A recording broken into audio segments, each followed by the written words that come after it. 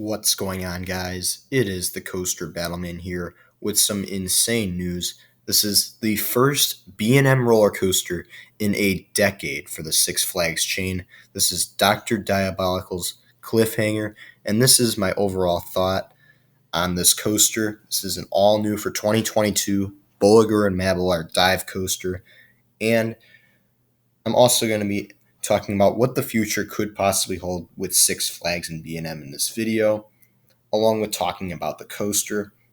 And this is going to be the new ride for Fiesta Texas's 30th anniversary.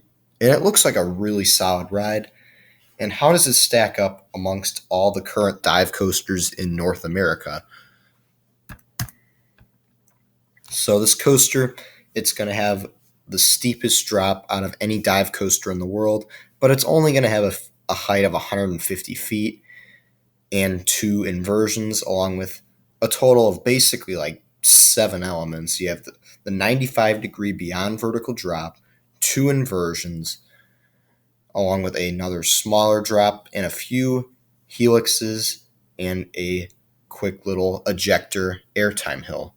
It looks like a pretty smaller layout, and I think this definitely has the potential to be a really decently cloned dive coaster in the Six Flags chain if they really wanted to. I think this could be a clone coaster, kind of similar to Batman the Ride and Superman Ultimate Flight, smaller, more compact B&Ms that fit into a smaller plot of land and are cheaper to afford, something like that. This is definitely possible with this coaster, and I feel like we're going to be seeing a lot more Dr. Diabolical Cliffhanger names with a lot more coasters and even probably flat rides, to be honest, because Six Flags in recent history, they did this with the Joker. They did it with Batman the Ride in the 90s, and even in the modern 2010s, like they were able to add a few S&S 40 free flies named Batman the Ride.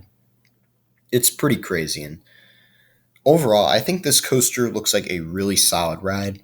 Is it better than Valraven? No, I don't think it's quite on Valraven's level. It's not quite Griffin or Shikra or Yukon Striker either. This is the 5th best dive coaster out of all the 5 major B&M dive coasters, and these are all the North America ones. I'm not talking about the European dive coasters or in other areas, but overall, compared to the coasters in the United States and Canada, this coaster, it doesn't look like it's going to be the largest dive coaster, but I still think this is a really decent coaster. Definitely a good fit at Fiesta Texas. I was not expecting B&M to come so soon to the Six Flags chain right now. I thought like the mid-2020s would be the time, but no, it's going to be the early 2020s, and I think it is possible that Six Flags is going to work a lot more with B&M. And overall, I think B&M will be a big part of the future of Six Flags for the next few years, especially if they want to make some smaller coasters, but they don't want to spend the money on RMC, and they want to try some different types of rides. I think B&M could be a good piece, and there's also the Surf Coaster. That's another new model that B&M is making, it supposedly a launch coaster, a stand-up coaster. It's a pretty weird model, but it hasn't came out yet, so it's going to be really interesting to see what Six Flags is going to do. If they're going to purchase more B&M coasters, are they going to clone this coaster? It's going to be a really interesting future, and I believe that Six Flags and B&M, they're back together again.